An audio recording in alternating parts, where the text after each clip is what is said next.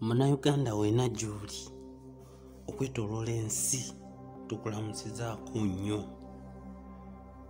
ne tubeebaza okubanja empapula n'okumanya obuzaale bw'omukulembeze atukulembedde emyaka 35. Ogwo omulimu gwe mukola gwa ttendo nnyo.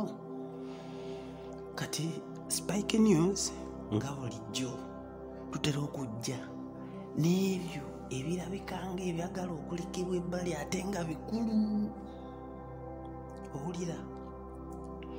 Kati twabadde tusoma amawulire aga Nile Post agafuluma ennaku z'omwezi nga 12 omwezi ogw'ekkumi mwaka guno nga bagamba nti Kony resumption of peace talk. Okiwulira? Nti Kony, Joseph Kony ayagala kuddamu kwogera na gavumenti ku by'olutalo.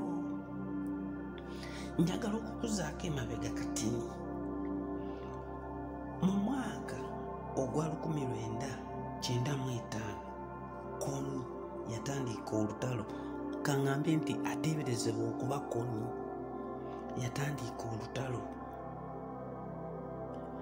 Olutalo luno yalutandika nga kiteeberezebwa mbu yalutandika ku gavumenti ya Museveni.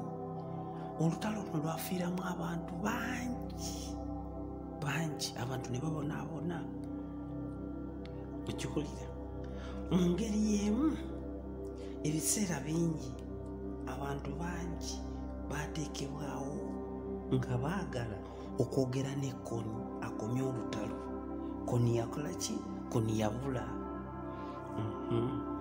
Mu mwaka ogwa 2013 gavumenti ya USA mu biseera ebyo pulezidenti yaliko yateekawo $5 cash ku muntu oyo yenna agenda okubawa amawulire agakwata Kony. Okiwulira mukama wange? Kaakati Kony yabula n'okutuuka leero batugamba nti yagenda mu Central African Republic gy'alwanira. Njagala okutegeeza nti omuntu gwe tudiringa naye tikahabulwa. Simanyayo seeri oyo omwami alina engeri eyeefuulafuula. Wano njagala owulirizewo bulungi. Yeefuula mu ngeri bw'eti: bw'atuuka mu kitundu anoonya erinnya lyamu n'alyeyita. Bwe yatuuka engulu ng'asiteginzeyo olutalo olwo bayita Kony ne yeefuula Kony n'atta Bannayuganda bangi. N'adda mu maserengeta ga Uganda n'ateekayo olutalo. Olwo olutalo lumuyita simanyi LRA, waliyo ADF oba mujjukira entalo ezo wansi ye Kasisi.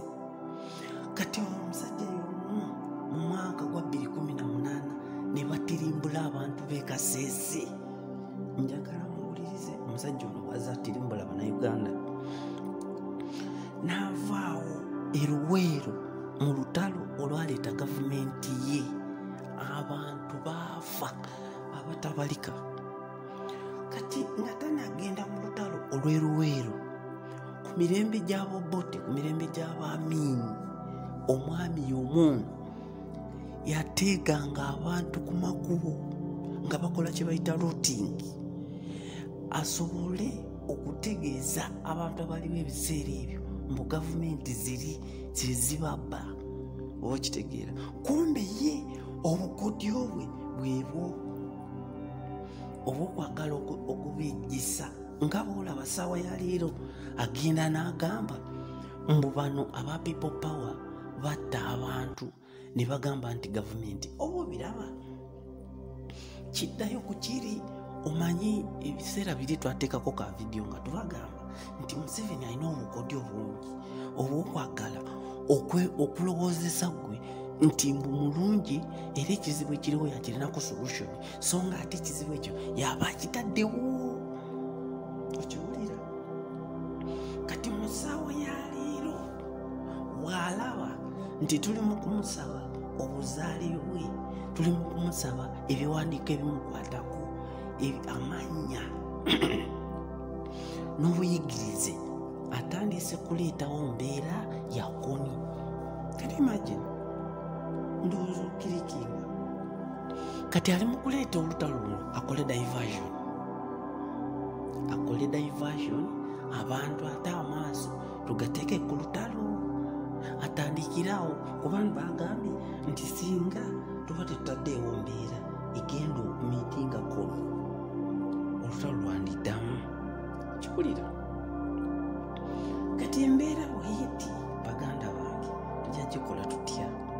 Okuyita mwogezi owa UPDF gwe bayitaddewo Akiiki yayogera n'agamba nti tetusobola kukakasa oba tetusobola kuwakana nti koni ayagala kwogera, ate era abantu bayagala okwogera nabo yayogera Jacob Oulanyah.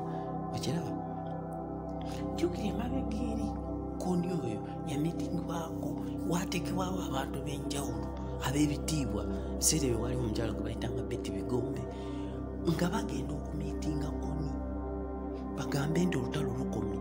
Koni teyalabika n'essaawa ya leero, naye Abannayuganda abafiiramu baali bameka? Naye mu kiseera kya leero okumanya omusajja ono omufere era talina kyeyagaliza Bannayuganda, ayagala kuddamu bintu bino kyokka tugenda mu kulonda. Mujjukire Uganda bwe wabaawo okulonda wabaawo okutiisibwatiisibwa okw'abantu kungi. Bakyusakyusa poliisi, bakyusakyusa amagye, bakyusakyusa ne balyoka batirimbula abantu. Okiraba? Kati gwe wena alina amaaso alina amatu, emboozi eno tugibawulira. Mugitegeere Museveni apulaninga kutandika ate lutalo kutta Bannayuganda balala olwa puresha muteekeddwako. Okiraba? Puresha emuyitiriddeko. Ayagala ki? Lutalo kubanga ye method oba yengeri yokka gy'ayitamu okuwangula omulabe we. Omuntu yenna amutadde ku puresha, amutadde ku opposition kubanga tekiriwo. Abannayuganda bazokuze baagala nsi yaabwe, kati yagenda okitunulamu talina kyayinza kukola diversion, ayagala kuleeta lutalo. Sokuwulire omusajja gwe mbawulira bamuyitaani Tikahawura Yoseri kwegamba yeebuzaabuza amanya tegategeerekeka. Mu biseera bya COVID ng'Abannayuganda tuli mu kwerya nkuta, abantu tuli mu kubonaabona, Uganda mu mbeera mweri yasitula sente ne sente naziweereza e Rwanda zagenda kukola ki? Waliwo lisiti ey'abantu bayita ba cabinet minister abaweereza ensimbi enkalu okugenda e Rwanda, zaali zigenda kukola ki?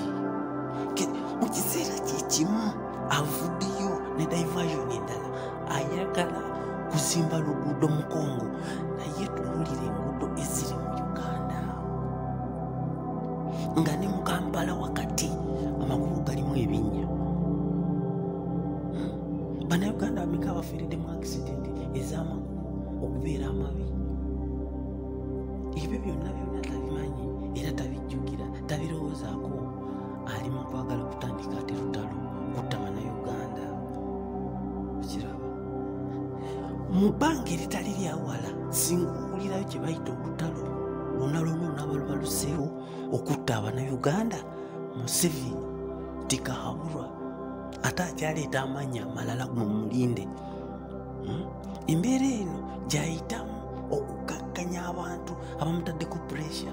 Bw'ati bwe yatirimbula ab'e Kasese n'omuserikale gwe yakozesa simanyi ow'amagye e Lweru, n'akomawo